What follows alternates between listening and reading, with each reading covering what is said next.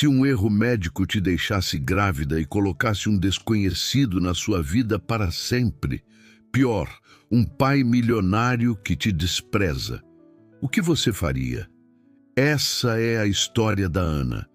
Um exame simples, uma gravidez impossível e uma verdade com nome e sobrenome. Se fosse você, enfrentaria ou sumiria? Comenta aqui.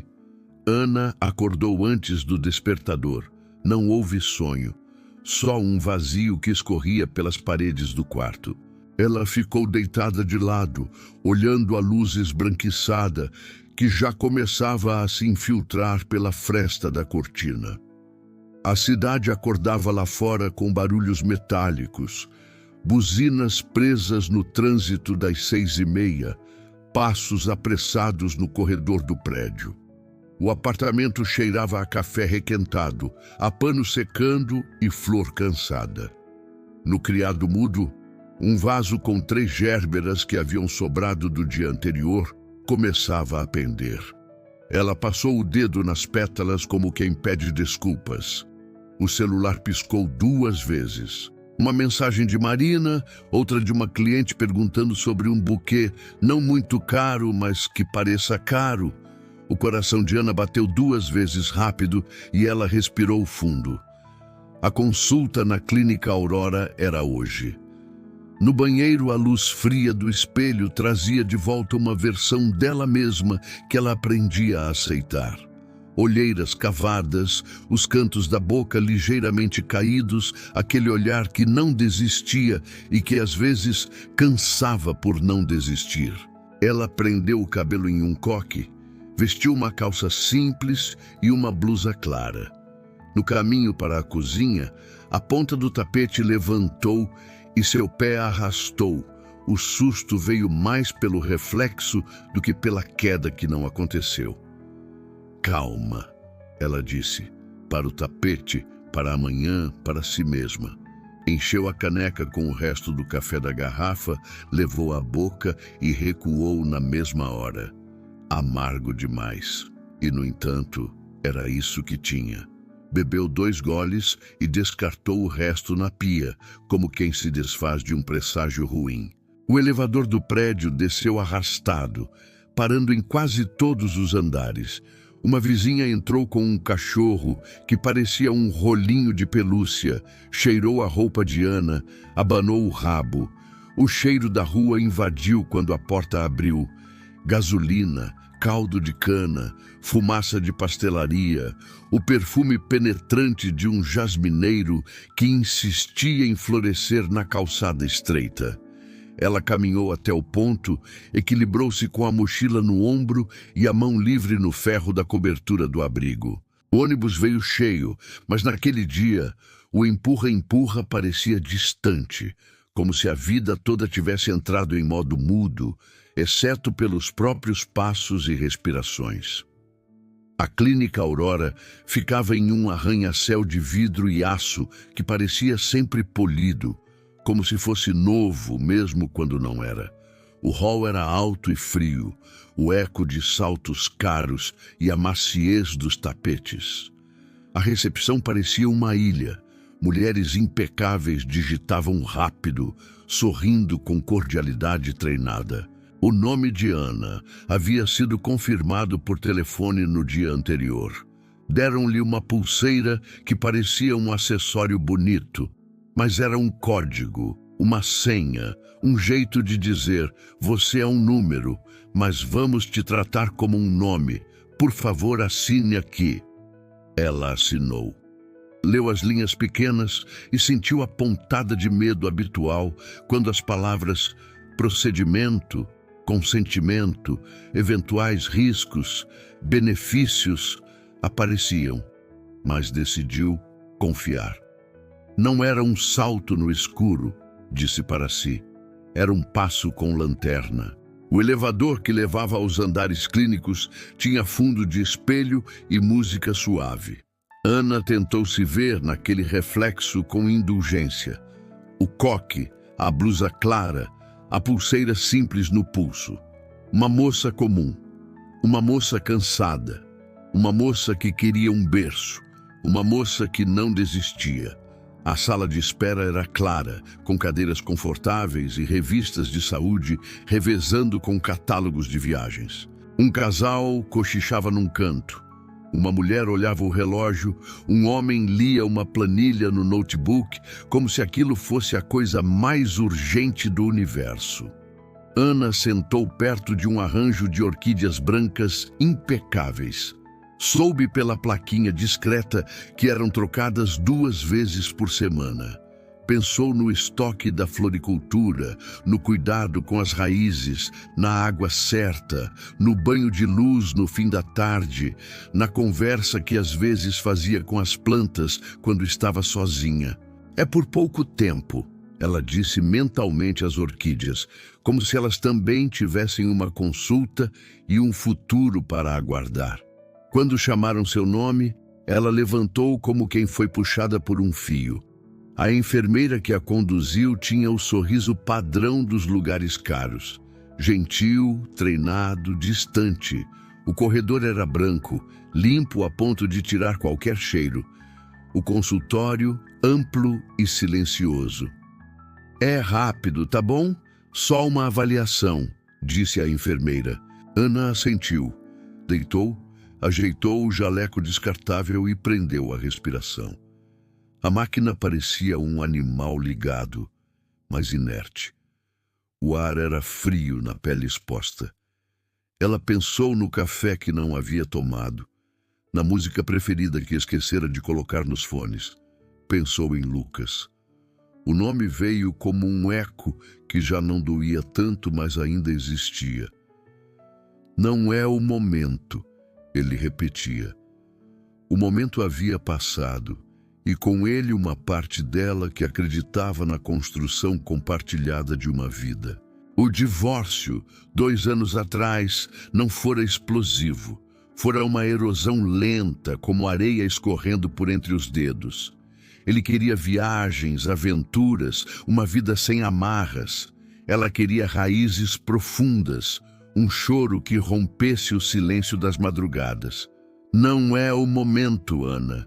Ele repetia, até que o não se tornou um adeus definitivo. Agora, sozinha, o vazio em seu útero se misturava ao vazio no peito, uma ausência que os exames rotulavam como idiopática, um termo frio que significava não sabemos por quê. Ela economizara cada real de seu salário como recepcionista em uma floricultura, vendendo buquês que simbolizavam alegrias alheias enquanto a dela murchava. Apenas 26 anos. Não era inseminação, não era um grande procedimento. Era uma avaliação, uma checagem do endométrio, um olhar clínico para saber se o corpo estava receptivo para um passo futuro.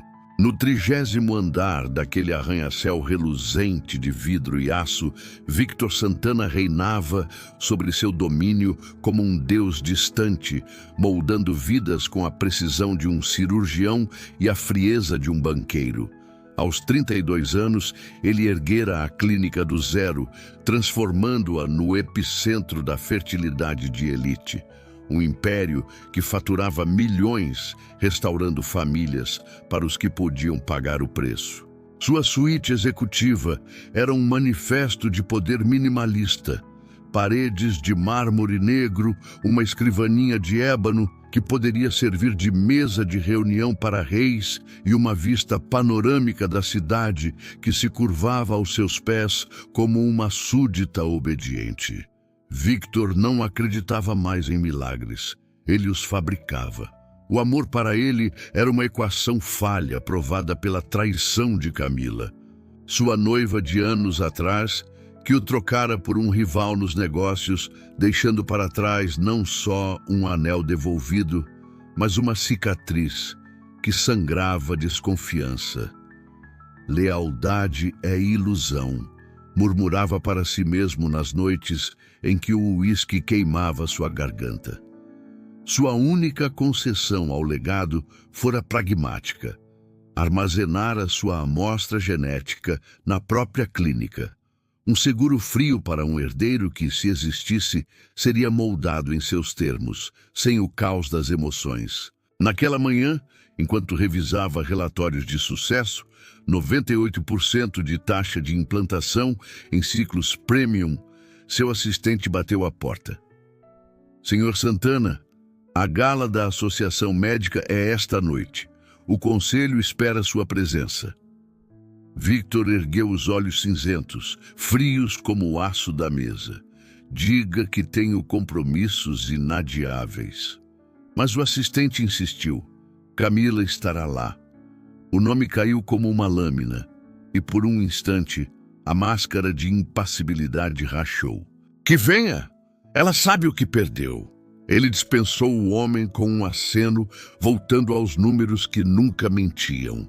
Em alguma mesa, em alguma sala, naquele mesmo tempo, alguém deslocou uma bandeja de amostras. Alguém viu um código, não viu o outro.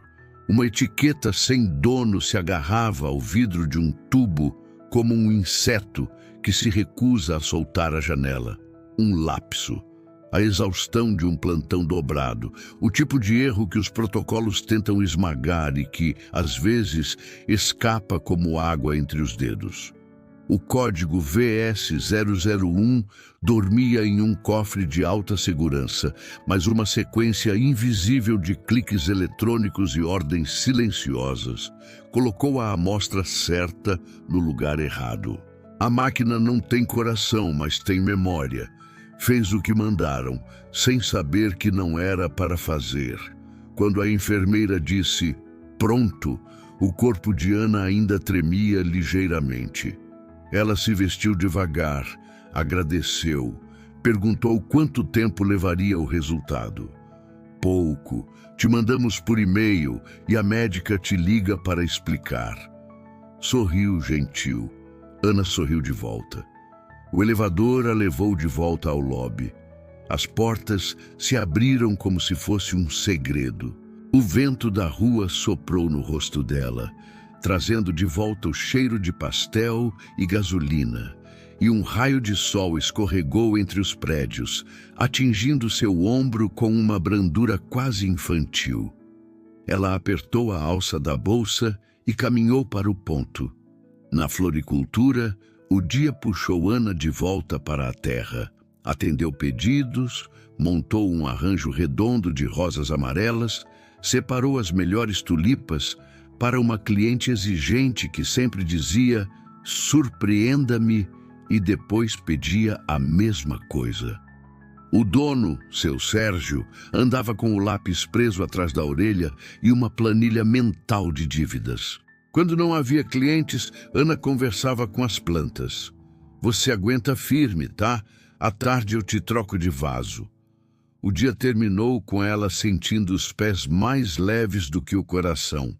As semanas seguintes se desenrolaram em rotina. Levantar, ônibus, flores, almoço rápido, voltar, ver um episódio antigo de uma série qualquer, dormir mal, acordar cedo. Os e-mails da clínica chegavam com palavras técnicas e um tom cuidadoso, mas neutro. A ligação da médica marcou uma data para conversar pessoalmente. Os parâmetros parecem bons, Ana. Um fio de esperança fino, quase invisível, mas firme, começou a atravessar a garganta dela, como se fosse um fio de nylon segurando um móbile no teto. Quando o enjoo começou, ela culpou a ansiedade. Cansaço, o peso dos dias, o calor. Mas algo ficou diferente na boca, um sabor levemente metálico, e o corpo dela parecia saber alguma coisa que a mente se recusava a admitir. O ciclo, pontual como um relógio suíço, atrasou. 2, 5, 8 dias. O 10º dia chegou como uma mão fria nas costas. Não pode ser, ela murmurou para o espelho, contando os dias no calendário do celular pela enésima vez. Parece gravidez, mas sem parceiro há anos, sem nada além de um exame rotineiro na Aurora. Gravidez era uma palavra que nem cabia no dicionário da vida dela. Mas o corpo não mentia. Precisava de respostas, não de suposições. Ana pegou o telefone e ligou para o consultório da doutora. Rosa, a ginecologista de confiança que atendia no posto de saúde perto da floricultura, a mesma que a incentivara a ir para a Aurora meses antes. Preciso de uma consulta urgente, doutora. Algo está errado. A voz dela saiu firme, mas o coração martelava como se quisesse pular para fora. A doutora Rosa, com aquela calma de quem já ouviu 1000 medos, encaixou ela para o fim da tarde. Venha ao consultório esta tarde, Ana. Vamos investigar isso juntas. O consultório cheirava a antisséptico suave e chá de camomila. Um contraste bem-vindo ao vidro frio da clínica chique. Ana sentou na cadeira de couro gasto, as mãos apertando a alça da bolsa como âncora. Contou tudo.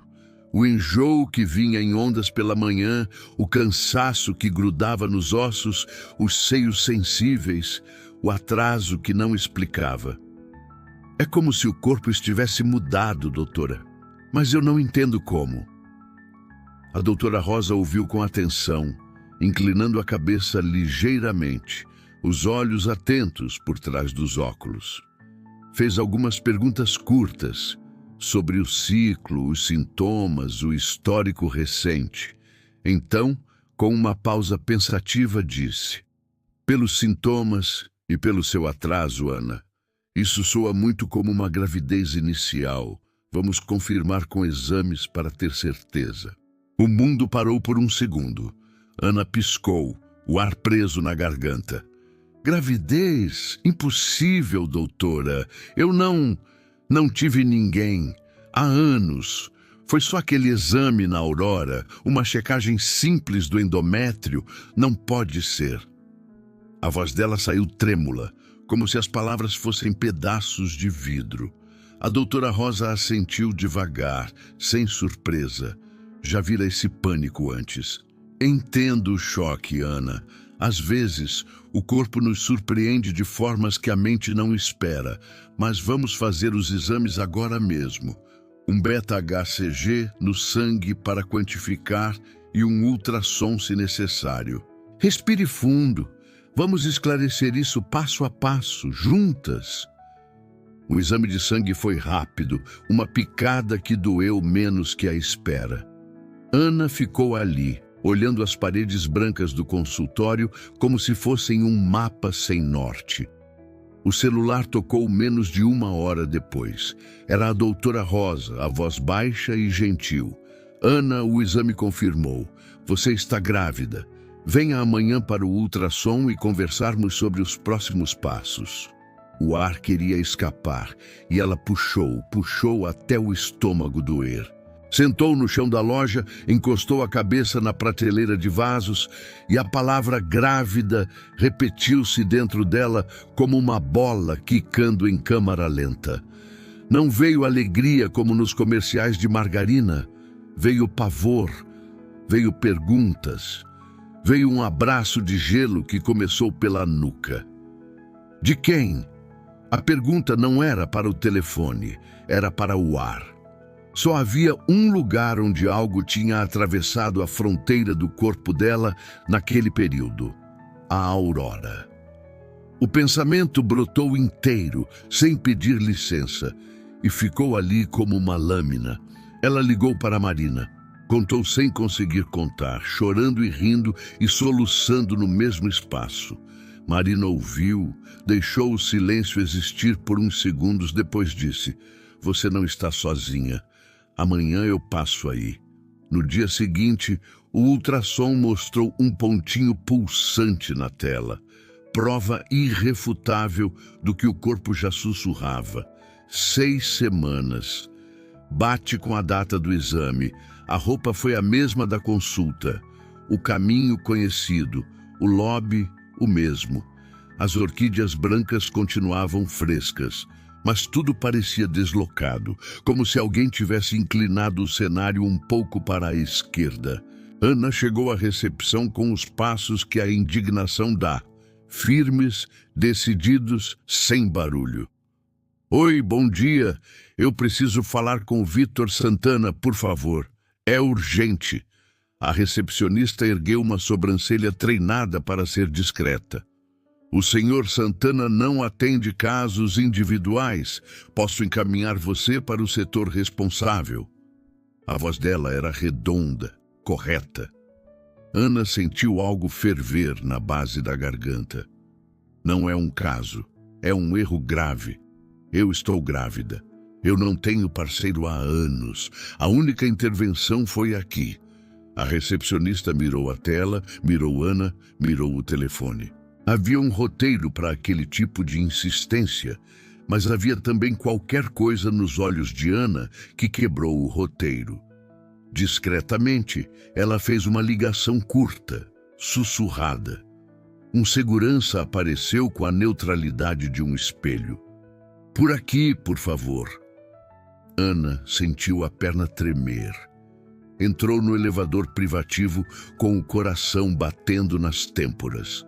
O número 30 se acendeu, e cada andar que passava parecia uma camada de cidade sendo deixada para trás. A sala de Victor Santana parecia o que ela imaginava que seria o escritório de um homem que controla o tempo. Mármore preto, madeira escura, vidro por todos os lados, uma mesa que podia ser uma ponte. Ele estava de pé, de costas, olhando São Paulo como quem olha um tabuleiro de xadrez. Quando virou, o cinza dos olhos cortou a sala antes de alcançar Ana. Ele era bonito de um jeito que ofendia, como esculturas que fazem a gente lembrar de que tem poeira no ombro. Você tem 2 minutos, ele disse sem dureza, mas sem calor. A voz tinha um grave discreto. Meu nome é Ana. Eu fiz um procedimento simples aqui há 1 mês e eu estou grávida. Ela queria que a frase saísse calma, científica, mas ela foi uma pedra no chão. Ele encostou uma mão na lateral da mesa, olhou de novo a cidade, olhou de volta para ela. Parabéns. A palavra soou como uma lâmina que brilha. A Aurora tem excelentes índices. A ciência é incrível, mas não é Deus, e não é responsabilizada por milagres que não promete. Eu não estou atrás de milagre. A voz de Ana rasgou. Eu estou atrás da verdade. Eu não tenho parceiro, eu não tive contato íntimo com ninguém. A única intervenção foi aqui. Ela sentiu um tremor fino passar pelo corpo e forçou o queixo para cima. Ele não respondeu de imediato. Apertou um botão no interfone. Chame o Dr. Elias. O médico entrou alguns minutos depois. Era um homem de meia idade, olhos inteligentes, postura de quem já viu de tudo e ainda se esforça para ser humano. Ouviu Ana sem interromper. Fez poucas perguntas. Tomou notas. Victor ficou em pé, os braços cruzados, o corpo numa linha de tensão. O primeiro acordo saiu na voz de Elias, com aquele tom que tenta parecer solução. Suporte financeiro, acompanhamento médico, discrição recíproca. Ana negou antes mesmo de entender os detalhes. Eu não quero dinheiro, eu quero saber o que aconteceu, eu quero saber quem é o pai, eu quero um teste, eu quero um nome. O silêncio ficou pesado. Elias assentiu. Fazemos um teste de DNA pré-natal não invasivo. Seguro. E veremos. Victor não disse sim nem não, mas o gesto de cabeça foi suficiente para Elias entender. As 2 semanas seguintes esticaram o tempo. Ana seguiu trabalhando. Trocou terra de violetas, amarrou laços em caixas de presente, ouviu histórias de casamentos por vir, de pedidos de desculpa entre amantes. Sentiu o corpo diferente. O enjoo vinha como uma onda leve logo cedo e depois sumia. À noite, ela deitava a mão na barriga ainda plana, conversava baixo, sem saber exatamente com quem conversava. Se você está aqui, me perdoa. Eu estou tentando fazer dar certo. Eu vou te proteger. Marina ia vê-la sempre que dava. Trazia bolo, fazia piadas, mostrava vídeos de gatos que falham em pular sofás. A gente vai rir disso um dia, mas agora a gente chora e tá tudo certo, ela dizia. Lúcia, a irmã, ainda não sabia. Ana enrolava para contar, talvez com medo do olhar de quem ama e por isso mesmo não sabe ser neutro. Na terceira noite da segunda semana, ela escreveu para Lúcia: "Preciso te contar uma coisa. Me encontra amanhã?" Ana mal teve tempo de desligar quando o celular tocou. Lúcia, respondendo à mensagem. "Ana, o que foi? Sua mensagem me deixou preocupada. Estou a caminho." Meia hora depois, a irmã chegou, deixando a sacola de pães caseiros na mesa da cozinha e puxando Ana para o sofá. "Fala comigo. O que aconteceu?" Ana respirou fundo, as palavras saindo aos poucos. O exame na Aurora, o atraso inexplicável, o resultado positivo, o ultrassom que confirmara tudo. "Estou grávida, Lúcia, e não sei como. Não há ninguém na minha vida. Tem de ser um erro." Lúcia ficou imóvel por um instante, processando.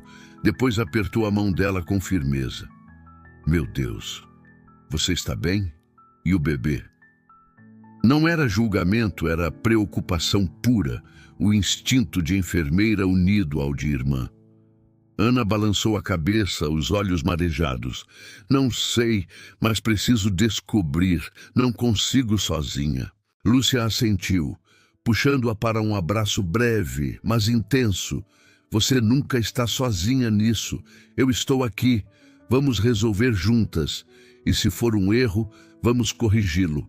Agora, coma um pão. Isso ajuda a clarear a mente." Na manhã seguinte, Lúcia fez as ligações que Ana não tinha forças para fazer. A secretária do Dr. Elias prometeu avisar assim que o resultado do DNA pré-natal ficasse pronto. 2 dias se arrastaram. Quando o telefonema enfim veio: "Podemos receber você hoje?" Lúcia quis ir junto, mas um plantão de última hora a prendeu no hospital. "Me manda mensagem assim que sair", ela pediu. Ana prometeu. De tarde, no café discreto nos jardins, parecia um esconderijo montado por alguém que coleciona segredos. Ana chegou antes do horário e pediu uma água que ficou sem tocar. Quando Elias entrou, ela viu o semblante dele um pouco mais seco. Victor veio logo atrás, o terno sem uma poeira, a expressão sem um risco. Elias se sentou, abriu um envelope pardo, tirou um papel com um cabeçalho que gritava "Hospital" em letras pequenas. Ele leu uma vez. Ficou pálido. Releu, como se isso pudesse mudar alguma coisa. Victor tamborilou os dedos na mesa, impaciente. "Diga logo." Elias ergueu os olhos. "A gravidez é resultado de material genético da Aurora, sim. A amostra é sua, Victor. Código VS001. Paternidade confirmada com 99,9%. A palavra impossível saiu seca de Victor, como quem topa de frente com um vidro. O silêncio do café cresceu. Alguém riu longe, sem saber do terremoto que acontecia à mesa do canto. Ana encostou as costas na cadeira e sentiu que o mundo girava mais devagar do que o corpo. "Então," ela tentou dizer, mas a frase se perdeu. Elias, profissional, já começou a falar de procedimentos internos, de auditorias, de sigilos, de danos. Victor levantou, puxou a respiração como quem mergulha, sentou de novo. "Não saímos desta mesa sem um plano", disse, e a frase acertou Ana como um vento frio. O carro que os levou de volta tinha um silêncio próprio. O motorista mantinha os olhos fixos na faixa da esquerda. Ana olhava pela janela e via a cidade como se fosse uma maquete que alguém moveu 2 centímetros para o lado. Victor olhava para a frente. A mente dele parecia um tabuleiro em aceleração, peças em movimento tentando, todas ao mesmo tempo, cobrir um rei que havia ficado nu. No banco de trás, Elias fechou os olhos. Talvez um cochilo, talvez o gesto educado de quem tenta oferecer uma privacidade que não resolve nada, mas é melhor do que nada. Em casa. Escreveu para Lúcia e apagou. Acordou às 6 com o corpo doendo e a decisão de não desabar. Eu não sou a culpa de ninguém, eu não sou o plano de ninguém. O toque do celular às 9 a chamou para o escritório de Elias às 11. Temos uma proposta, disse a secretária. A palavra proposta deu náusea. No escritório, livros de direito, diplomas, plantas que não eram de verdade. Victor parecia menos de mármore. Estava tenso. Você se muda para minha residência amanhã. Já organizei tudo. Médicos 24 horas, nutricionista, segurança, nada vai faltar. Vamos reduzir ao mínimo qualquer risco para a criança. Ocorria a ele que dizer nosso filho seria um gesto grande demais para um momento em que a linguagem só sabia ser ferramenta. Ana o mediu com o olhar. Eu não sou propriedade, eu tenho trabalho, eu tenho casa, eu tenho irmã, eu decido onde eu durmo. Elias tentou cobrir com bons modos. É temporário, Ana. É uma solução logística que minimiza riscos e permite controle do ambiente clínico. Foi a palavra controle que acendeu algo nela. O controle dele, o controle do prédio de vidro, da sala de mármore, do cofre com o código. Se havia algo que ela tinha aprendido a defender, era o direito de escolher o próprio teto. Eu aceito com condições, ela disse, e a própria voz a surpreendeu. É temporário. Minha irmã pode me visitar quando quiser. Eu continuo com meu trabalho até onde der. E depois do nascimento, eu volto para minha vida. O bebê fica comigo. Victor assentiu, engolindo seco. Combinado. A palavra soou como um contrato de paz que ninguém ainda entendia como cumprir. A cobertura em Pinheiros recebia as pessoas como quem engole sem mastigar. O elevador abria direto na sala e a cidade entrava inteira pelas paredes de vidro. O chão era de madeira clara, as linhas dos móveis eram retas e caras, e quase nada naquelas linhas contou uma história de vida. Não havia fotos, não havia lembranças visíveis. O cheiro era neutro demais. Sua ala é à direita, Victor apontou, com a objetividade de quem indica o banheiro numa sala de reunião. Já está tudo preparado. Ela arrastou a mala surrada, como quem arrasta uma história inteira. O quarto era imenso, com uma cama onde cabia uma pequena multidão de sonhos e uma banheira branca e funda que parecia coisa de revista. A equipe havia deixado um arranjo de flores brancas sobre a mesa. Uma espécie de desculpa sem culpa. Ana tocou os lençóis e pensou no que sua mãe diria se estivesse viva. Lençol não faz lar. O que faz lar é gente. Ficou de pé no centro do quarto, sem saber por onde começar a existir ali. Os primeiros dias foram uma coreografia desconfortável. Victor aparecia no corredor em horários previsíveis, saindo cedo, voltando tarde. Às vezes, cruzavam na cozinha. Bom dia. Boa noite. A distância parecia medir-se em metros e em coisas não ditas. Os jantares eram servidos por alguém invisível, e eles comiam em extremos opostos de uma mesa grande demais para duas pessoas que não queriam conversar. Ela olhava as janelas e pensava em vento. Ele olhava o tablet e pensava em números. Cada um fazia o que sabia para não sair do mapa. Ela regando a pequena suculenta que trouxe escondida na mala. Ele conferindo 3 vezes os relatórios do dia. No quarto dia, Lúcia chegou. Uniforme de hospital amarrado na cintura, cabelo preso por praticidade, uma sacola de pães caseiros perfumando o hall. "Cadê minha irmã?" A voz dela cortou o ar. Ana apareceu no corredor com um sorriso que tentava descontrair a tensão, mas o abraço delas foi apertado, do tipo que diz: "Eu tô aqui", sem nenhuma palavra. Lúcia se afastou e mirou Victor como quem inspeciona um curativo. "Você é o Victor?" Ele assentiu. "Sou." "Ótimo. Então você já sabe. Minha irmã não é um experimento. Ela não é um projeto. Ela é gente. Eu sou enfermeira. Eu sei olhar debaixo de lençol bonito.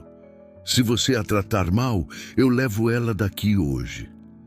A frase não tinha ameaça vazia, tinha proteção cheia. Victor sustentou o olhar. "Eu sei, e eu não vou." Foi sincero, e isso espantou até a ele próprio. Lúcia baixou um tom, abriu a sacola e despejou pães ainda mornos sobre a bancada, como se estivesse marcando o território com afeto. "Vamos comer falando besteira, que isso cura metade das coisas", ela decretou. Naquela noite, pela primeira vez, a cozinha cheirou a lar. A rotina começou a encontrar pequenos lugares de suavidade.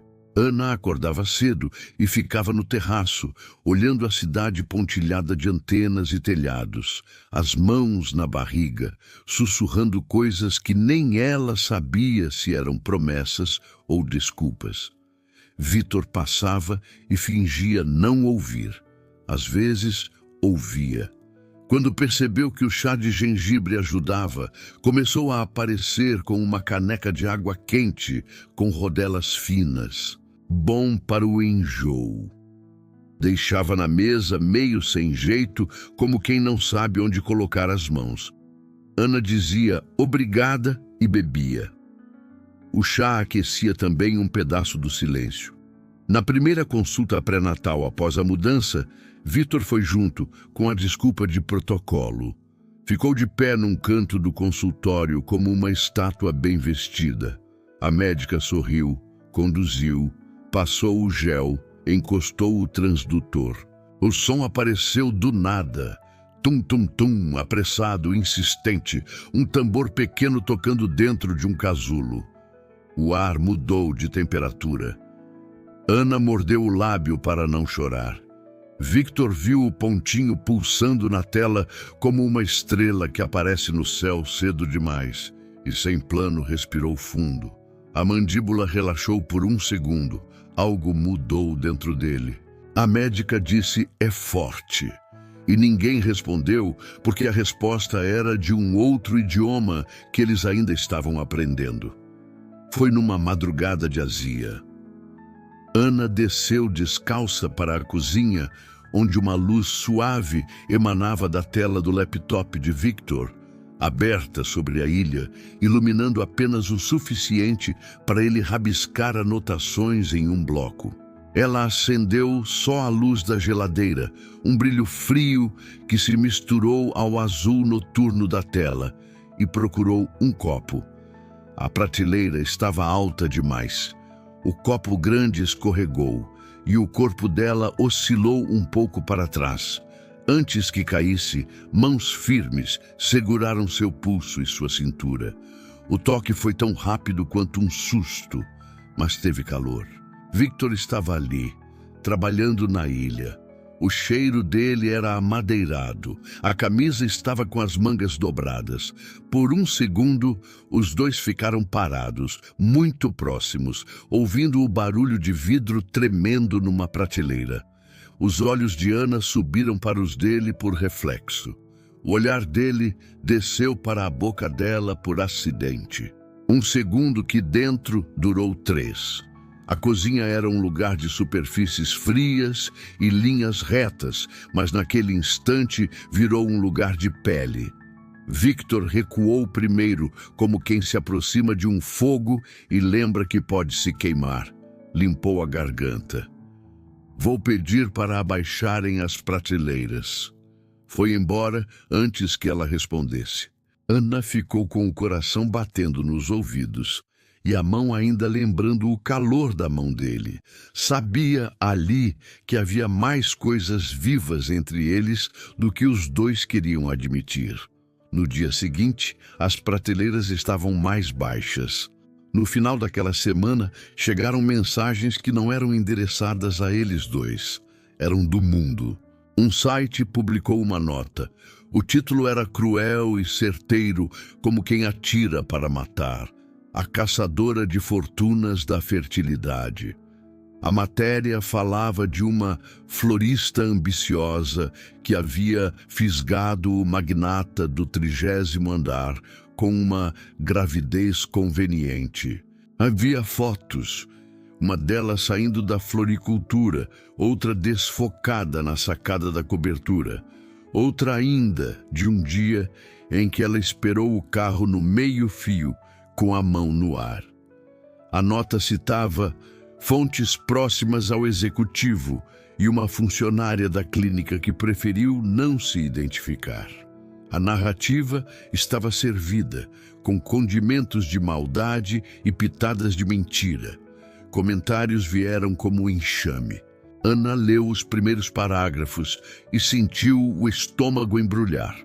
O celular começou a tremer sem parar. Marina, colegas, a vizinha, números desconhecidos.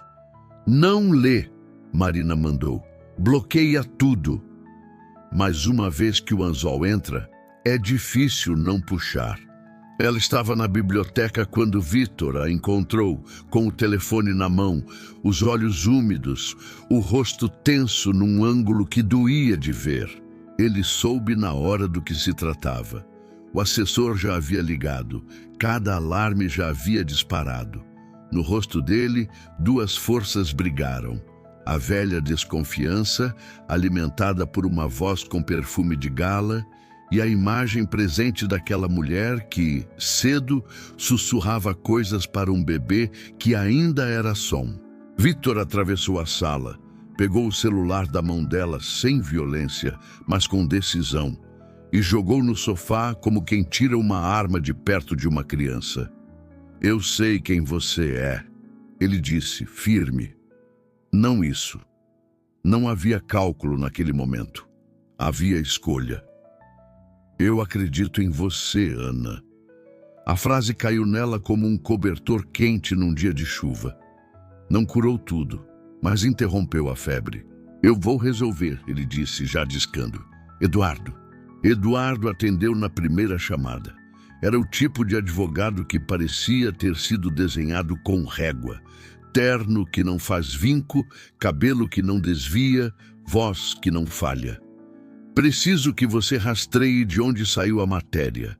Quem pagou? Quem vazou? Victor disse direto enquanto andava de um lado ao outro da biblioteca, a cidade piscando através do vidro. Do outro lado da linha, um "deixa comigo", que carregava mais do que autoconfiança. Carregava método.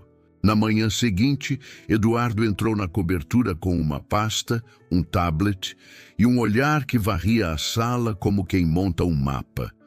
Cumprimentou Ana com respeito, sem pena, e Victor com a agilidade de quem já sabe como o dono da casa pensa. Primeiro passo, conter o incêndio. Segundo, encontrar o fósforo. Ele abriu a pasta sobre a mesa de centro. A matéria saiu de um site que costuma comprar pautas quentes. O autor é freelancer. O editor tem histórico de aceitar material de fontes não verificadas quando vem com foto e documento. Já identifiquei 3 usuários que dispararam o link em massa nos primeiros 5 minutos. 2 são bots. Um é orgânico e tem ligação com um perfil que já defendeu Camila em outras ocasiões. O nome mordeu o ar. Camila? Ana repetiu baixo. Vitor ficou imóvel, mas o músculo da mandíbula se moveu. A gente não acusa sem prova, Eduardo cortou, objetivo. Mas seguimos o rastro da origem. Precisamos também olhar para dentro. A clínica tem logs de acesso? Quem mexeu nos prontuários? Quem poderia vazar sua presença aqui? Victor respirou fundo. Vamos à Aurora.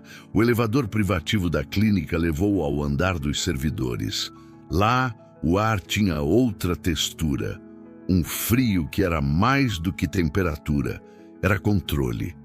Um técnico de TI, pálido e eficiente, abriu as telas com registros de acesso, horários, IPs, e aquela floresta de números e letras ganhou a cadência de uma história. Eduardo, paciente, foi fazendo perguntas com um lápis entre os dedos.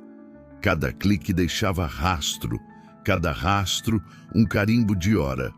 Eduardo anotava a cadeia de custódia como quem costura um laudo. Aqui, acesso ao prontuário de Ana fora do horário padrão. Usuário, Carla Ribeiro. O técnico ampliou. E aqui, tentativa de exportação de dados negada pelo sistema. Victor cruzou os braços. Quem é a Carla? O técnico respondeu sem levantar os olhos. Assistente de laboratório, contratada há 1 ano. Plantões noturnos, boas avaliações no início, atrasos nos últimos meses. Elias entrou na sala e cumprimentou com um aceno pesado. Entendeu em segundos onde estavam. Eu não quero caça às bruxas, Eduardo. Eduardo assentiu, mas não guardou o lápis. Nem eu, só caça ao rastro. Seguiram pelos corredores até uma pequena sala de descanso. Uma mulher de uns 20 e poucos anos, cabelo preso com um elástico cansado, olheiras que pareciam tatuadas, levantou os olhos do celular e congelou ao ver o trio. Carla, Eduardo chamou, suave. Ela engoliu em seco. Sou eu. Ninguém apontou o dedo. Ninguém elevou a voz.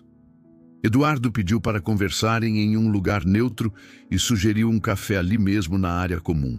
Pediu água para todos, como se hidratação fosse uma forma de verdade. Você acessou o prontuário da Ana fora do horário. Por quê?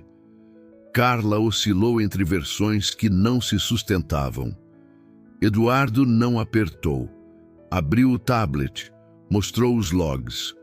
Qualquer coisa que você disser tem como ser verificada. Se você colaborar, talvez a sua história seja melhor do que a que vão contar de você. Se você mentir, a história dos outros será a única. O silêncio dela tinha o som de uma represa prestes a ceder. Eu tenho uma dívida, ela disse, os olhos marejando. Dezembro foi um inferno. Minha mãe ficou doente. Eu paguei remédio no cartão, os juros. Eu aceitei a ajuda de uma mulher que me abordou na saída. Disse que eu não precisava fazer nada ilegal. Só ver nomes, confirmar horários. Depois pediu foto de um registro. Eu não vi problema no começo. Depois pediram mais. Uma vez. Troca as etiquetas, ela disse. Ninguém vai perceber, é só um susto, ninguém se machuca. Eu não sabia. A voz falhou. Eduardo não piscou. O nome da mulher. Carla tentou segurar. Eu não sei. Ela não dava nome. Só um número anônimo. Mas eu recebi um depósito. 40 mil. De uma conta que eu nunca vi. Eu usei para pagar as contas. Eu me arrependo. Eu não sabia que era pessoal. Victor ficou em pé, mas não era ameaça. Era desespero contido. Você trocou etiquetas? Em que dia? Carla nomeou o dia. O mesmo dia de Ana. O ar ficou pesado, como se alguém tivesse ligado um compressor invisível. Elias sentou como quem levou um soco atrasado. Eduardo anotou o número da intermediária, o banco, os horários. Vamos precisar de você para formalizar isso e vamos garantir sua proteção. Você vai ser demitida e responder, mas vai estar viva para responder. Hoje Você vem comigo para um hotel, sem ligações, sem internet. Formalizamos seu depoimento com advogado e registramos boletim. Eu cuido do resto. Ela chorou, feio e baixo, como quem só agora entendia o tamanho do precipício em que estava pendurada. Não houve abraço. Houve um copo d'água colocado na mão dela. No hotel discreto de business, no meio da tarde, a confissão de Carla foi gravada. Nomes ainda poucos, mas suficientes para ligar os pontos. Uma mulher que não aparecia, uma conta que vinha de fora, um intermediário que falava pouco e pagava bem demais. Eduardo saiu do quarto com a gravação e, pela primeira vez, olhou para Vitor não como advogado, mas como amigo. Isso tem o cheiro de Camila. Eu vou provar. E quando provar, a decisão é sua sobre o que fazer com ela. Mas com Ana e com o bebê, a decisão já deveria estar tomada. No fim da tarde, a cobertura estava vazia de barulhos. Ana foi para o terraço, sentou em uma cadeira e ficou olhando o céu mudar de cor. Lúcia chegou sem avisar, como quem sabe ler o mapa das dores da irmã. Sentou ao lado, pegou a mão de Ana e ficaram assim, duas mulheres de 30 e 26, em silêncio, com a cidade fazendo barulho por elas. Eu devia ter te contado antes, Ana disse, finalmente. Não devia nada, não, Lúcia respondeu. Você me tem e eu te tenho. O resto a gente organiza. Tem dias em que eu acho que vou carregar o bebê até o fim da vida, e quando ele nascer, meu corpo vai estranhar a ausência. E tem dias em que eu acho que nada disso é meu, que roubaram o roteiro da minha história. Lúcia olhou para a barriga ainda discreta. O roteiro a gente reescreve na unha. Esse bebê é seu, é do amor que você tem e vai ter, do cuidado que você dá até para a planta triste. É teu. E ninguém vai te dizer o contrário, nem na página de fofoca, nem no andar 30. Ana sorriu pela metade. Na página de fofoca eu virei golpista. Lúcia revirou os olhos. Não liga para fofocas. Victor apareceu na porta do terraço. Parou a 2 passos, sem invadir. Temos uma pista, uma confissão. Foi sabotagem. A palavra cortou o ar como faca bem afiada. Lúcia levantou, o corpo em postura de defesa. Quem? Victor inspirou, expirou. Ainda não temos o nome direto, mas as linhas apontam para alguém que queria me atingir e usou a clínica e Ana como meio. Eduardo está fechando as provas. Lúcia cruzou os braços. Enquanto isso, a minha irmã apanha na internet. Victor sustentou o olhar. Eu sei, eu vou falar. Oficialmente, nós vamos falar. Com cuidado, sem expor o bebê, sem expor dados médicos, mas vamos defender a verdade. Lúcia avaliou, fez um meio aceno. Eu vou segurar as pontas com ela. Segura o resto. A nota à imprensa saiu no dia seguinte, curta e firme. Dizia que a clínica Aurora identificara irregularidades graves, que medidas estavam sendo tomadas, que o caso estava sob investigação, que qualquer insinuação contra a integridade de pacientes era infundada e seria judicializada, que solicitaram às plataformas a remoção de conteúdos difamatórios e a preservação de logs, e que a privacidade de Ana seria respeitada. Não era romance, era munição. Funcionou o suficiente para equilibrar parte do terreno. Os comentários ainda eram uma floresta de espinhos, mas havia agora vozes que pediam cautela, que lembravam que vidas estavam em jogo, que acusavam o site de irresponsabilidade. Marina fez o que sabia. Inundou as redes de fotos felizes de plantas, de cachorros, de receitas. Alimenta o olho com coisa boa, ela mandou no chat. A gente precisa de vitamina de beleza para o cérebro. Eduardo passou 2 dias inteiros mergulhado em bancos de dados. As transferências para Carla vinham de uma offshore com um nome que dizia nada e tudo: Meridian Ventures. Rastro em paraíso fiscal é fumaça, não fogo. Mas há sempre uma bituca acesa que alguém esquece. Um e-mail de instruções, uma mensagem num aplicativo, uma hora em que a pessoa certa ficou online para a pessoa errada. Eduardo encontrou um elo, uma consultoria que prestara serviços à empresa de Camila no passado e que, por coincidência, havia feito pagamentos para a Meridian. A triangulação parecia óbvia no mapa de quem quer culpados, mas no mapa da justiça ela ainda precisava de prova. Quero falar com ela, Victor disse, e Eduardo levantou os olhos do tablet. Sem provas fechadas, ela te come vivo, te vira do avesso e ainda sai como vítima. Victor assentiu, mas a vontade latejava. Então me arruma as provas. Eduardo sorriu de lado. Já estão chegando. No 3º dia, veio. Um erro humano de quem acha que não erra.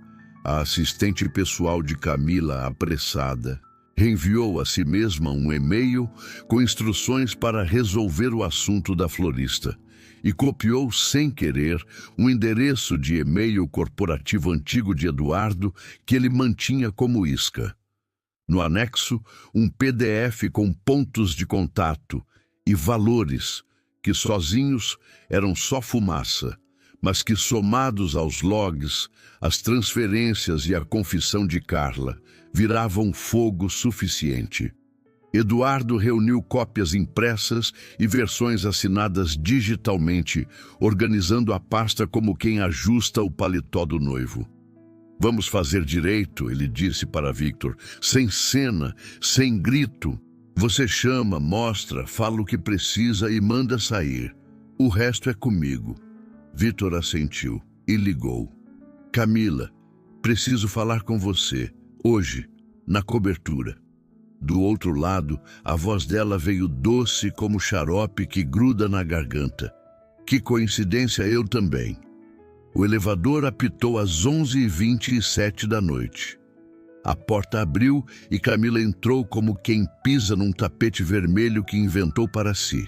Vestido escuro, perfume caro, sorriso de cobra que conhece o antídoto. Victor, ela cantou, abrindo os braços, sem abraço. Que bom te ver. Ele não sorriu. Indicou a mesa onde a pasta de Eduardo descansava no centro. Senta.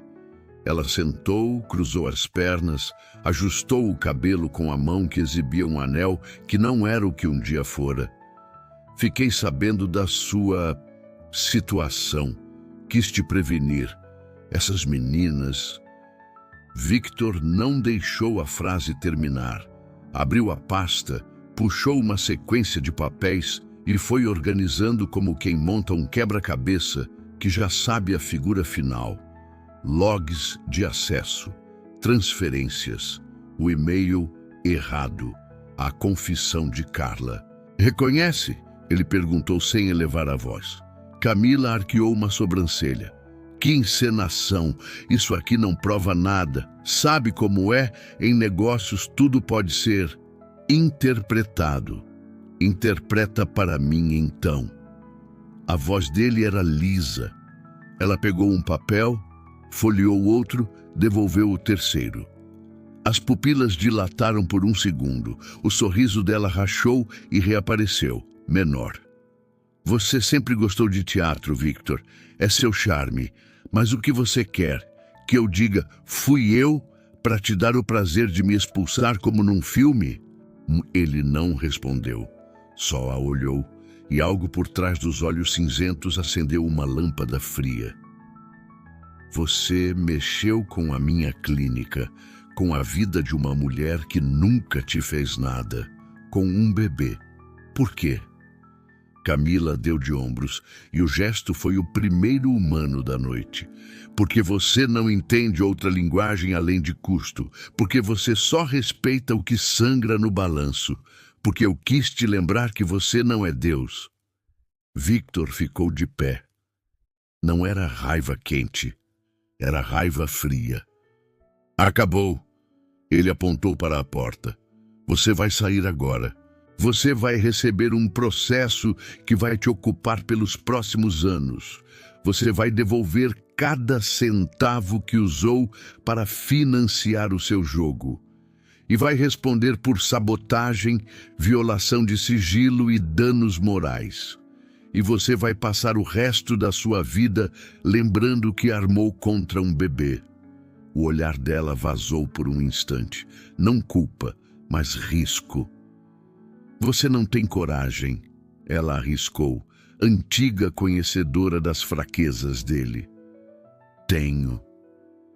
A palavra caiu pesada e certeira. 2 seguranças surgiram sem barulho. Camila juntou a bolsa, levantou com a elegância treinada e, antes de entrar no elevador, olhou por cima do ombro. Ela não é você, Victor. Não vai te aguentar quando o brilho acabar. A porta fechou. O elevador desceu. O silêncio subiu. O corpo de Victor demorou um tempo para entender que podia relaxar. Quando relaxou, veio a exaustão, o peso nas pálpebras, o gosto de ferro na boca. Ele caminhou até o terraço como quem busca ar depois de uma piscina muito funda. Ana estava lá, encostada no parapeito, um casaco leve sobre os ombros. A cidade tinha virado uma órbita de luzes e sombras. Ela confessou sem confessar. Ele disse, mordendo as sílabas. Eduardo tem o que precisa. A clínica vai mudar protocolos. Ela vai responder. E eu... Ele parou porque a frase não sabia para onde ir. Eu te tratei como parte de um problema quando você era a única parte que não era problema. Eu deixei o meu passado dirigir o nosso presente. Eu errei. As últimas 2 palavras saíram sem capa. Ana ficou em silêncio porque, às vezes, o perdão precisa respirar antes de existir. Eu não sou inocente de tudo, ela disse. Eu disse sim a uma proposta que me tirou do meu lugar, mesmo que por amor ao meu bebê. Eu me deixei engolir por uma casa que não era minha. Eu deixei uma parte de mim calar. O olhar dele se encontrou. Mas você me defendeu quando era mais fácil não defender. Você tirou o meu telefone da minha mão quando eu ia cair num buraco. Victor deu um passo, o ar entre eles denso como um sussurro não dito. Posso?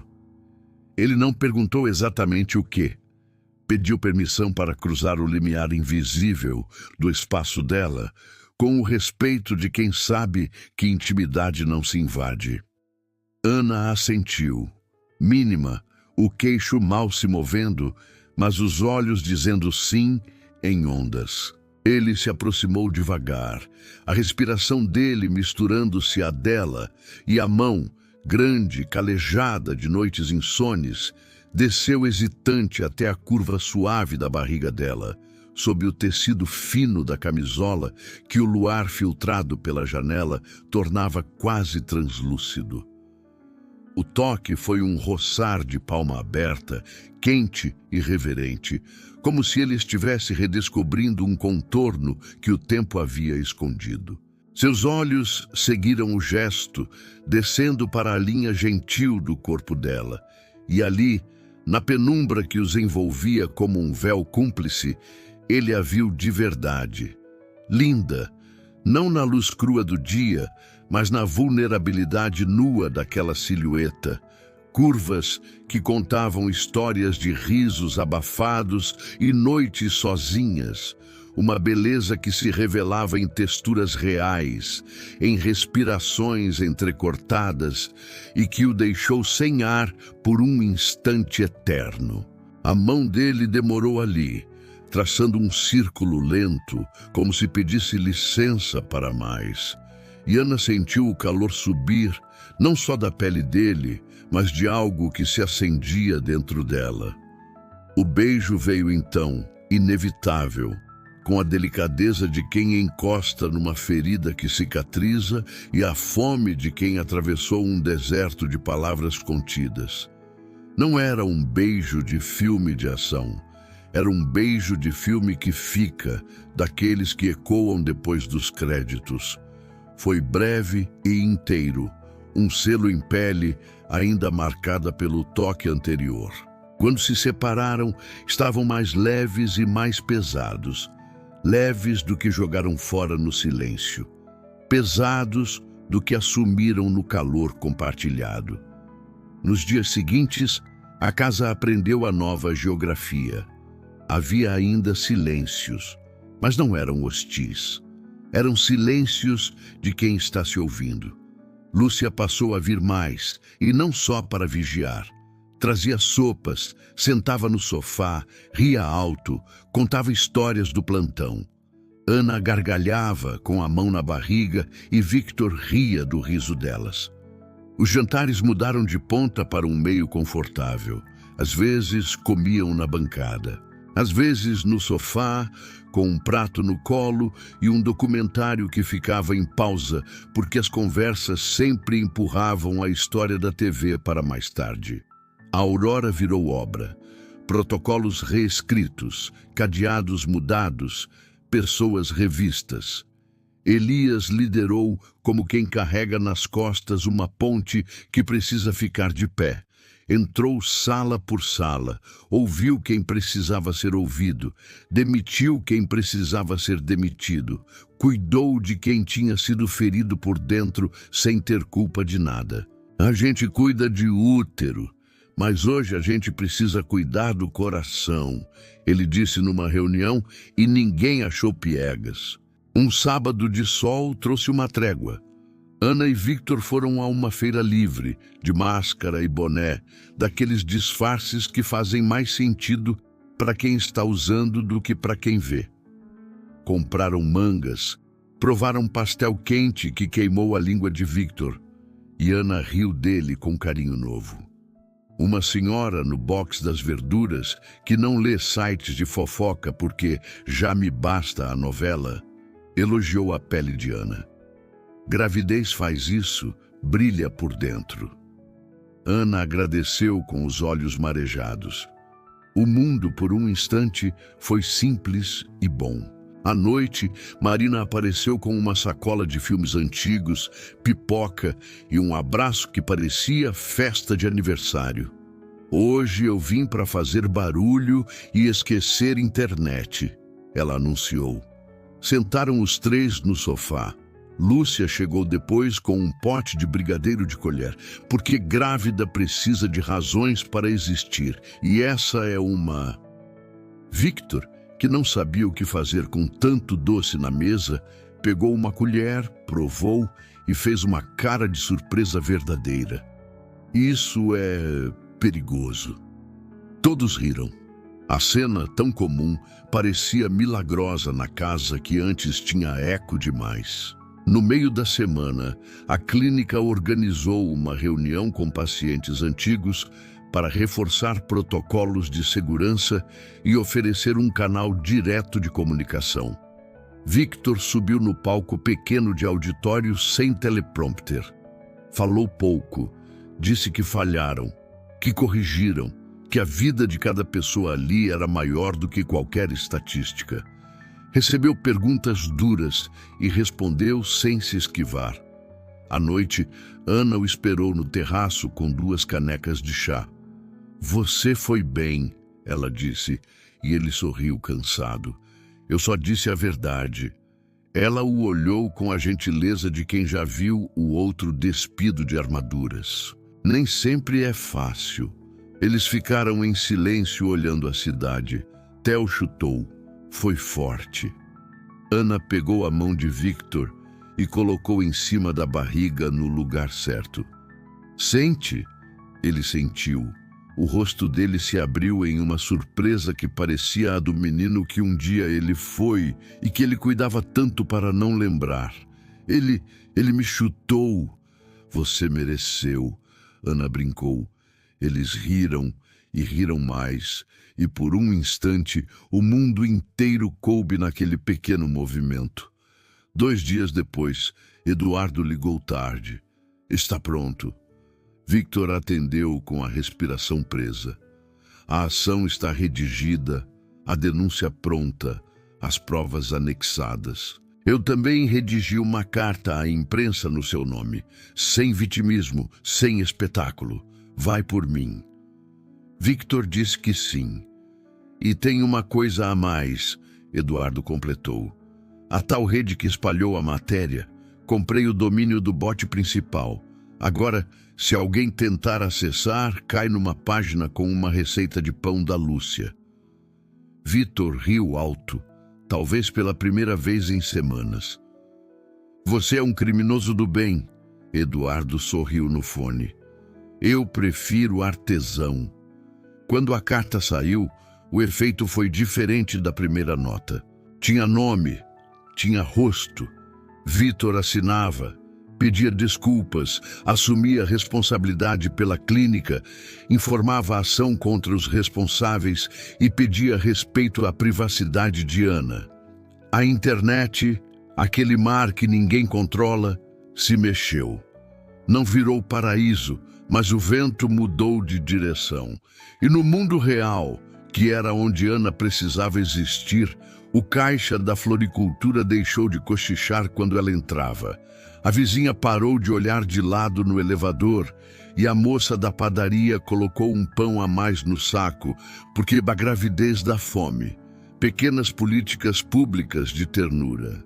O corpo de Ana continuava contando a história do bebê com sinais claros. O enjoo cedeu, o sono veio pesado no fim da tarde e o humor aprendeu a reclamar com graça. Eu choro com propaganda de sabão hoje, ela confessou, e Victor anotou mentalmente uma lista de propagandas a evitar. Ele, que sempre foi um homem de planilhas, agora tinha listas que não cabiam em Excel. Marcas de chá, frutas que agradavam posições para dormir, que não maltratavam as costas, o tipo de música que acalmava a hora certa de calar e só estar. Numa terça-feira morna, a campainha tocou no fim da tarde. Lúcia entrou apressada, a bolsa atravessada no corpo, o cabelo preso num rabo rápido. Eu tenho 15 minutos antes do plantão. Vim ver você e ver se o pão saiu certo. O pão, que crescia no forno como um arco-íris de cheiro, invadiu a sala com um calor de casa. Se isso aqui fosse uma lei, ninguém brigava, ela decretou, abrindo o forno. Victor chegou por trás com uma luva térmica e, num gesto que já não tinha pose, retirou a forma com cuidado. O pão estalou. Ana fechou os olhos para sentir. Se meu filho nascer e o primeiro cheiro for esse, ele vai ser uma boa pessoa, ela disse. Ele já é, Lúcia retrucou. Mais tarde, quando a casa silenciou, Victor foi à biblioteca e tirou da prateleira um livro que nunca lera. Não por ele, por Theo. Leu 3 páginas em voz baixa, num treino de um futuro que já o esperava. Parou numa frase sobre promessas e sublinhou com o olhar. No corredor, Ana encostou no batente e o observou de longe, sem que ele visse. O coração dela fez uma coisa que não fazia havia anos. Expandiu sem medo. Na manhã seguinte, chegou a intimação formal para Camila. Eduardo já previra os movimentos e mapeou a defesa provável. Ela vai tentar te pintar como controlador. Vai dizer que a clínica tem histórico de falhas. Vai trazer um ex-funcionário ressentido. Vai tentar te forçar a um acordo silencioso.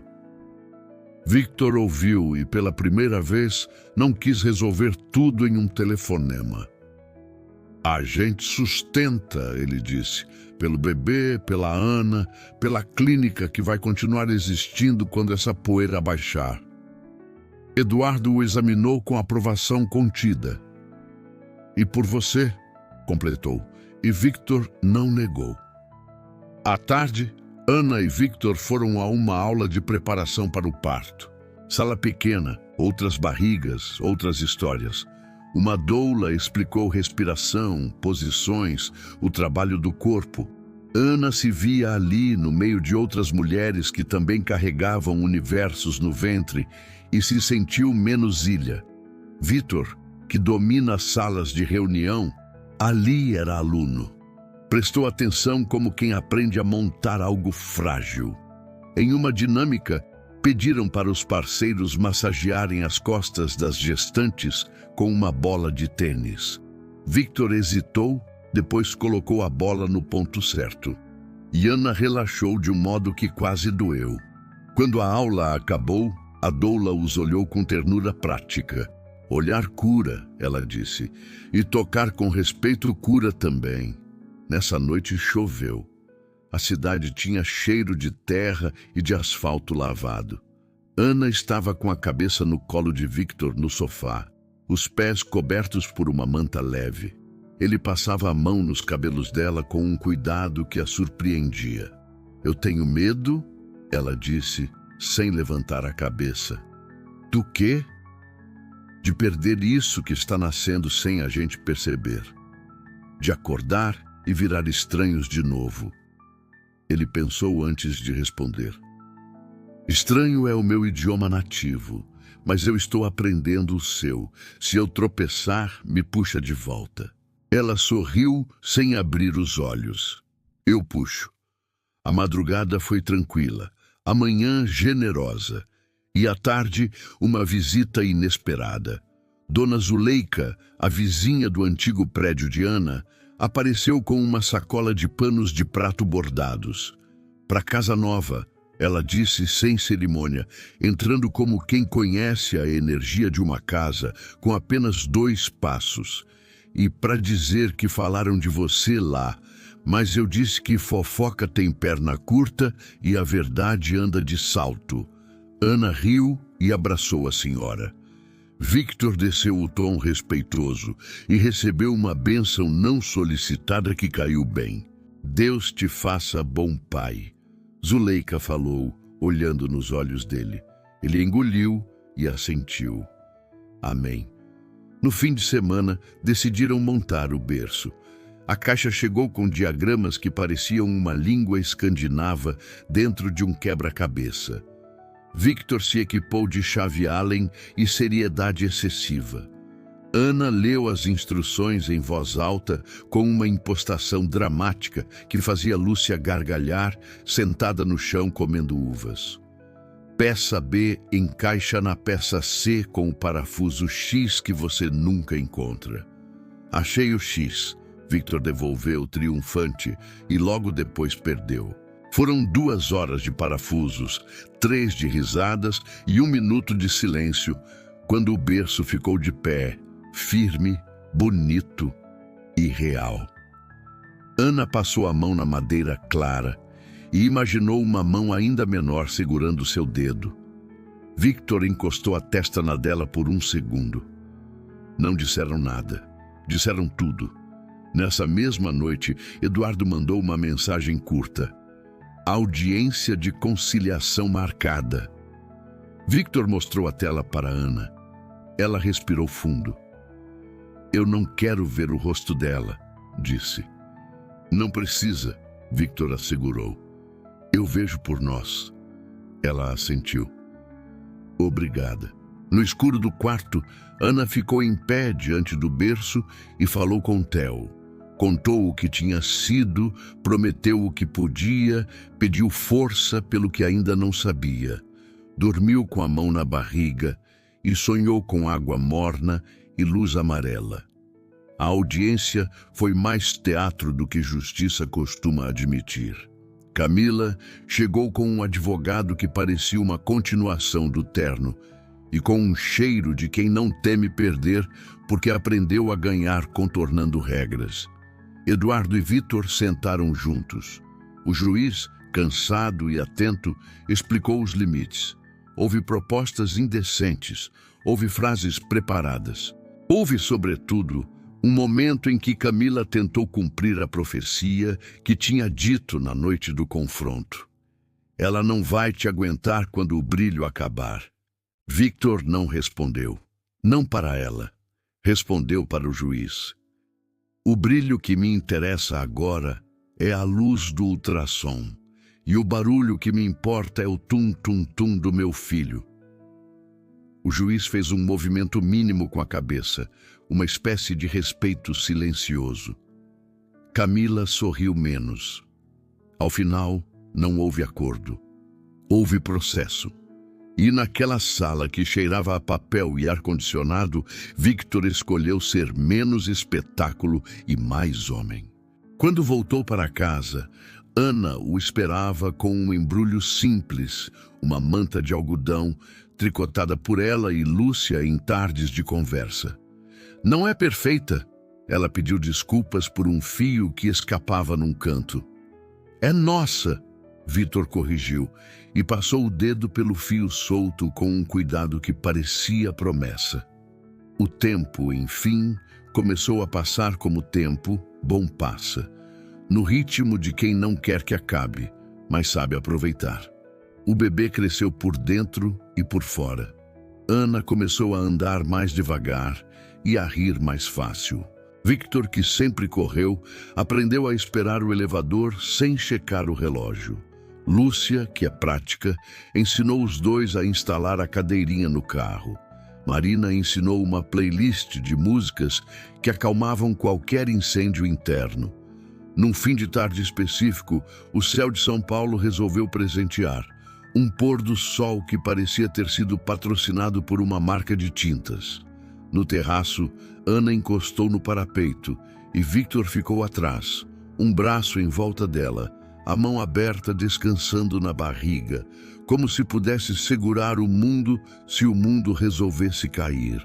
Theo chutou de novo e eles prometeram sem dizer que acontecesse o que acontecesse, aquele corpo pequeno teria, no mínimo, 2 gigantes fazendo sombra para o sol não queimar demais.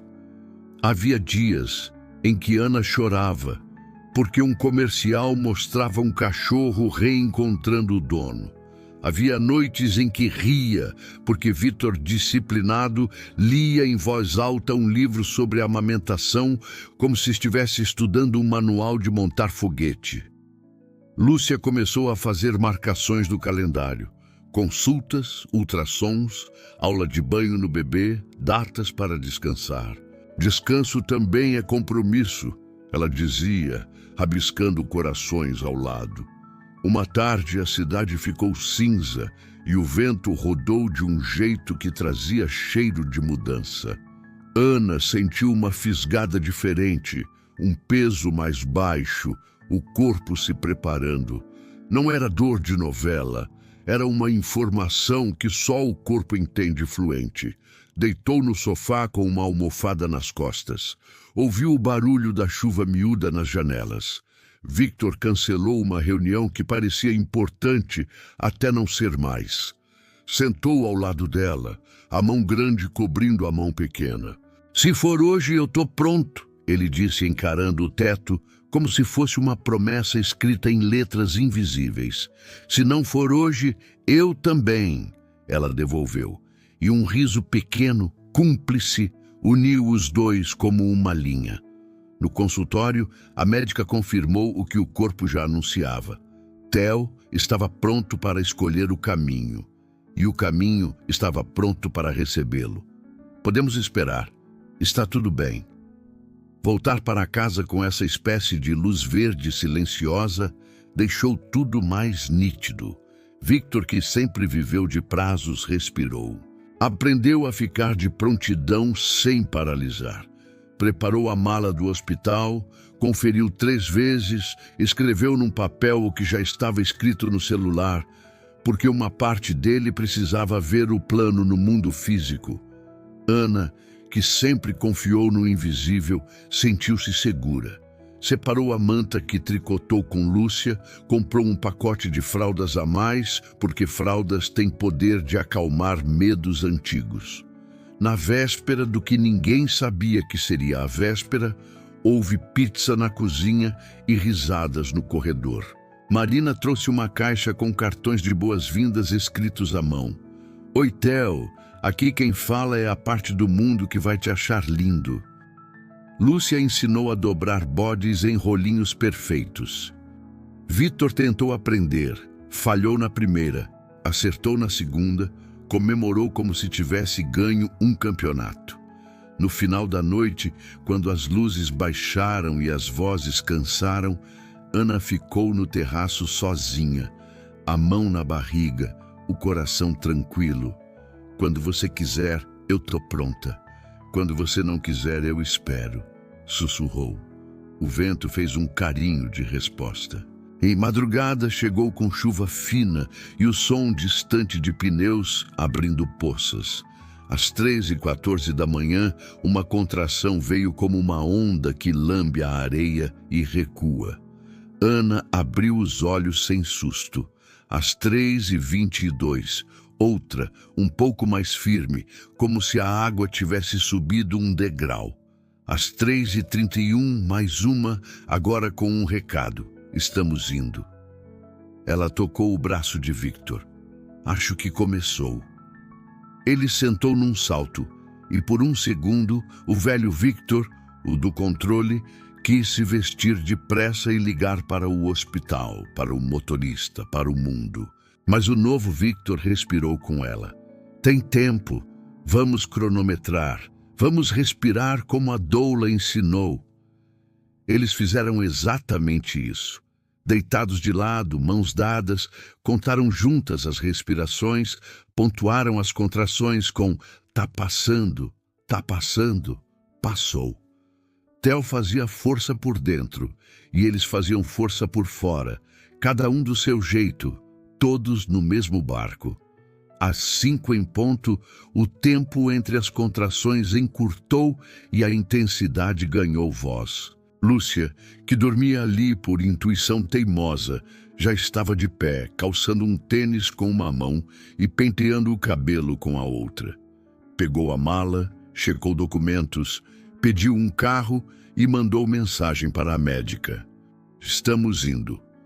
O elevador desceu silencioso e o porteiro, que conhece todos os nascimentos do prédio como se fosse padrinho, levantou e acenou com um sorriso emocionado.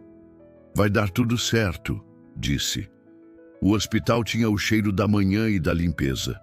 O quarto de pré-parto, luz amarela, lençóis brancos que tentam ser aconchego. A equipe acolhedora. A doula chegou com uma bola de pilates e uma voz que parecia água morna. Vamos fazer o corpo conversar com o corpo. Victor ficou do lado esquerdo, Lúcia do direito. Ana, no centro, era a capitã do navio que atravessava uma tempestade conhecida por quem já atravessou. As horas foram ondas, tinha respiração, tinha massagem lombar com bola de tênis, tinha banho morno, tinha gargalhada entre uma contração e outra por causa de uma piada ruim do Victor que, de tão ruim, virou ótima. Tinha música baixinha, um violão distante em alguma playlist. Uma voz de mulher cantando um mantra simples que dizia: abre mais um pouco, mais um pouco. O tempo dilatou e contraiu como o corpo de Ana. Às 10h40, a dilatação avançou. Às 11h30, a médica sorriu com os olhos. Estamos quase lá. Ana chorou sem lágrimas, aquele choro mudo de quem segura a mão do mundo. Victor enxugou o suor da testa dela com uma toalha, e aquele gesto tão comum pareceu uma cena épica. Lúcia sussurrou no ouvido da irmã uma promessa velha: eu te seguro, eu te seguro. A vontade de empurrar veio como um instinto ancestral. O ar ficou denso. O quarto ficou pequeno para caber tanta vida prestes a entrar. Ana foi à ponte. Theo atravessou.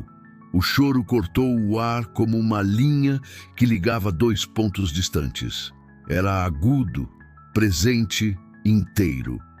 Um bebê com tufos de cabelo escuros e uma boca bonita ensaiava o primeiro protesto contra a frieza do mundo. Colocaram Theo no peito de Ana e ela o recebeu com um olhar que nenhuma câmera consegue capturar de verdade. "Oi, meu amor", ela disse, e essa frase, dita por tantas mães, tem sempre gosto de primeira vez. Victor chorou também, não de dor, mas de uma alegria tão grande que tinha borda. "Meu filho", a mão dele, firme, tocou o pé minúsculo e o pé se contraiu como um segredo. Lúcia chorou, riu e falou palavrão de felicidade. "Caramba, Theo, tu é lindo." As horas seguintes foram algodão. Theo mamou com aquela competência de quem nunca fez e já sabe. Ana adormeceu por minutos curtos, que valiam por noites. Victor mandou mensagens poucas e certeiras para as pessoas que interessavam. Ele chegou. "Theo, está tudo bem." Eduardo respondeu com um emoji de punho e uma foto de um bolo com a legenda "Justiça servida." Marina mandou um áudio gritando, sorrindo, chorando. O porteiro mandou um "Deus abençoe", digitado com esforço. A cidade, lá fora, seguiu cheia de buzinas, mas ali, naquele círculo de cama hospitalar, o mundo era um quarto aconchegante onde 3 respiravam no mesmo compasso.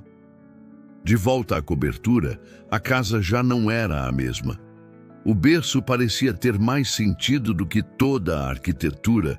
O sofá parecia ter sido comprado pensando naquela família e não em uma estética. E o cheiro de leite recém-derramado se misturava ao pão que Lúcia trouxe. As madrugadas vieram com sua coreografia própria. Chorinho, troca, arroto, silêncio, bocejo, sorriso enquanto dorme. Victor dominava planilhas, mas aprendeu a dominar fraldas com uma destreza surpreendente. Havia um mantra novo. Eu troco, você come. Eu nino, você dorme. Eu vou, você respira. E ao mesmo tempo, os dois aprenderam a pedir ajuda. Lúcia, você pode vir? E Lúcia vinha, sempre que podia, com humor e bronca na medida. Durmam quando ele dormir, não tentem ganhar do cansaço na marra. A intuição de Ana floresceu com Theo no colo. O corpo sabia a hora do banho, o olhar entendia o choro número 1 e o choro número 2, a pele reconhecia o que acalmava. Victor descobriu uma versão de si que não conhecia. Paciente, bobo, capaz de ficar 20 minutos encantado com a mão de Theo, abrindo e fechando como se pegasse luz. Teve uma noite em que Theo não queria deitar de jeito nenhum, e Victor caminhou pela sala com ele no colo, cantando baixinho uma canção que puxou da infância, sem lembrar de onde. Ana ficou no sofá olhando, e a cena riscou nela a certeza mais simples e profunda que uma pessoa pode ter. Eu estou em casa.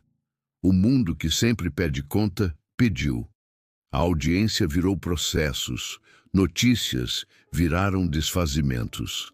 Camila sumiu do radar por uns meses.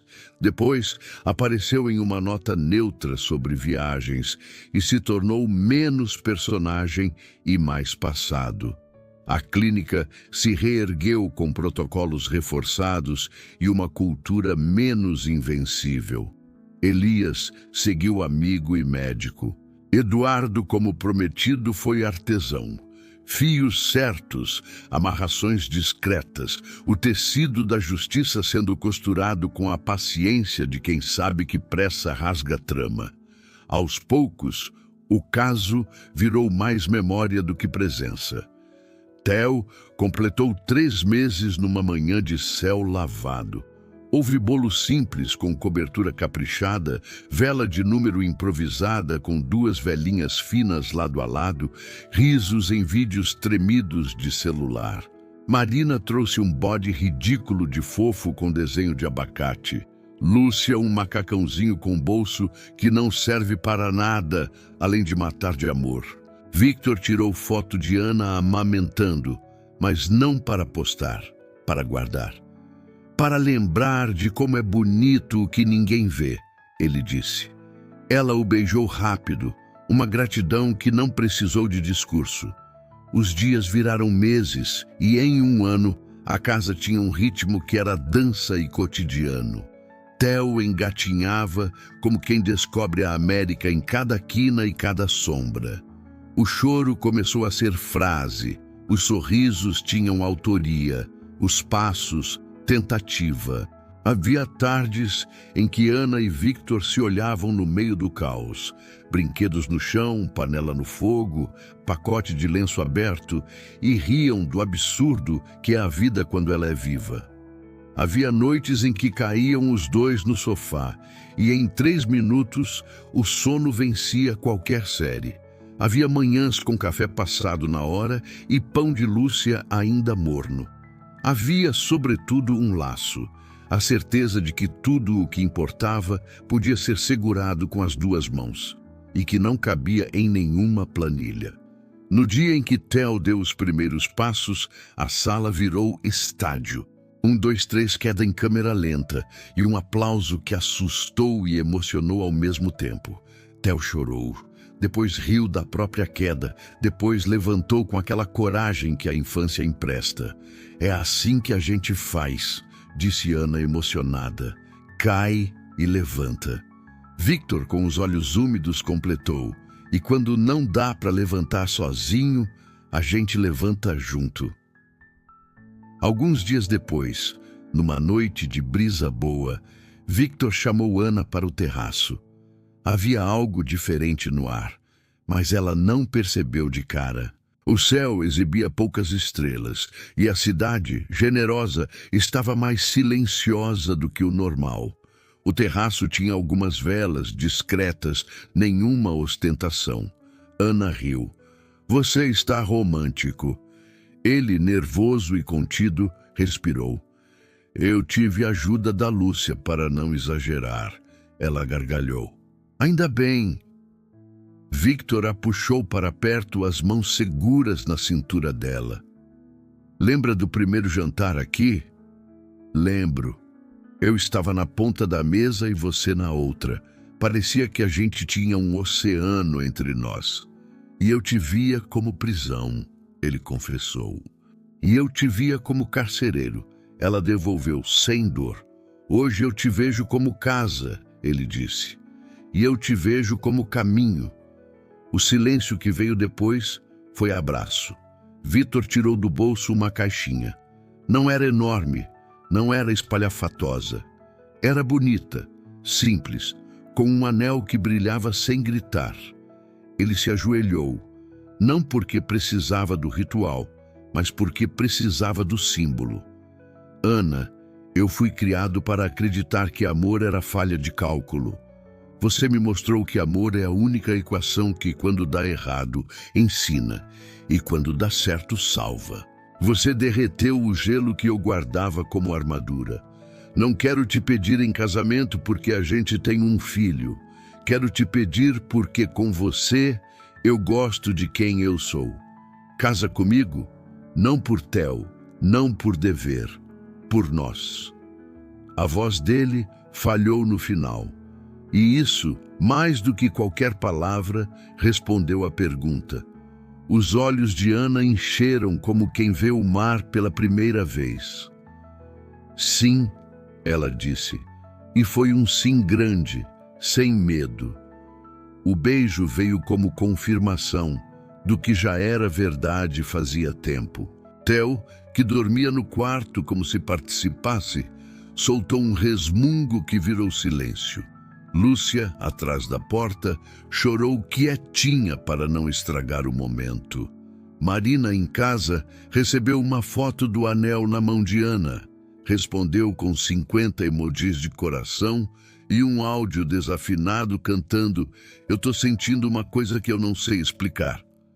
Eduardo mandou um sobre o contrato mais importante da sua vida, não há cláusula, só fé. Elias respondeu com um longa vida, longa saúde. O casamento não foi na igreja de mármore, nem no salão de pé direito alto. Foi no terraço, em uma tarde dourada, com cerquinhas de plantas vivas que a floricultura cedeu, com pão de Lúcia, mesa de bolo de Marina, playlist feita com os momentos em que a vida interveio com música. Theo andou com um suspensório ridículo de bonito e roubou morango da cobertura, deixando um rastro de risos. Houve discurso curto e bonito de Ana. Obrigada por me ver quando ninguém estava olhando. Houve discurso curto e direto de Victor. Prometo segurar a tua mão até quando a gente achar que dá para soltar, e justamente aí apertar mais forte. Houve dança boba, vizinhos curiosos, céu que cooperou. E houve principalmente o depois. A vida cotidiana que não vira notícia, mas que é a única que importa. O barulho de chaves na porta, o primeiro dia de escola de Theo com chorinho na hora de soltar a mão, a máscara colorida no bolso, o bilhete com a primeira palavra escrita torta. O papai e o mamãe ecoando pela casa como músicas diferentes e iguais. A floricultura, onde Ana voltou algumas manhãs por prazer, atendendo clientes, ajeitando laços, recebendo de volta o sentido das coisas simples. O terraço, sempre o terraço, onde andaram de mãos dadas em conversas sem assunto que diziam muito, onde pediram pizzas nas cestas, onde às vezes só ficaram em silêncio, vendo a cidade ser cidade enquanto eles eram família. Foi uma mulher que se perdeu de si. Respondeu com advogados e saídas, pagou com dinheiro e com pequenos pedaços de dignidade. Não fez parte da história deles. Foi uma borda desnecessária. Carla recomeçou longe, frequentou terapias, tornou-se honesta com a dor que causou e com a que sofreu. Um dia, anos depois, escreveu uma carta a Ana pedindo perdão. Ana respondeu com um "eu sigo", que não absolveu nem condenou, libertou. Lúcia, aos 30 e poucos, se apaixonou por um professor de matemática que ensinava crianças a não terem medo de números. Casaram no cartório, com pão, bolo e risada, e a casa dela virou anexo da casa de Ana, mesmo em bairros diferentes. Marina abriu um canal de vídeos de histórias e receitas e num deles contou a história de um bolo que curou um coração. Eduardo virou padrinho informal de Theo, ensinando truques de lógica que o menino adorava. Elias passou a levar flores para a própria casa, coisa que nunca tinha feito na vida, porque entendeu com Ana que plantas também conversam. Numa noite de chuva, anos depois, Theo pediu uma história daquelas de quando eu estava na barriga. Ana sentou na borda da cama, Victor deitou no chão com os braços de travesseiro e ela contou. Contou dos passos na clínica do coração acelerado da cidade grande do escritório alto, que parecia longe demais do erro que quase virou ruína da mão que segurou na hora certa. Do chá de gengibre que aquecia a garganta e a coragem das prateleiras que baixaram das palavras que demoram, mas chegam do processo que vira aprendizado do amor, que aprende o idioma do outro. E aí eu nasci? Theo interrompeu impaciente, os olhos grandes.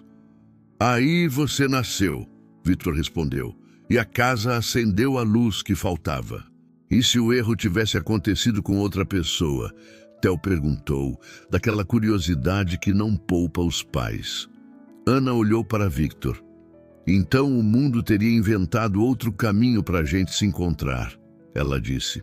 Porque algumas coisas que são para ser chegam pela porta errada, mas chegam. Theo pensou com seriedade de sábio miúdo. Então foi um erro que acertou?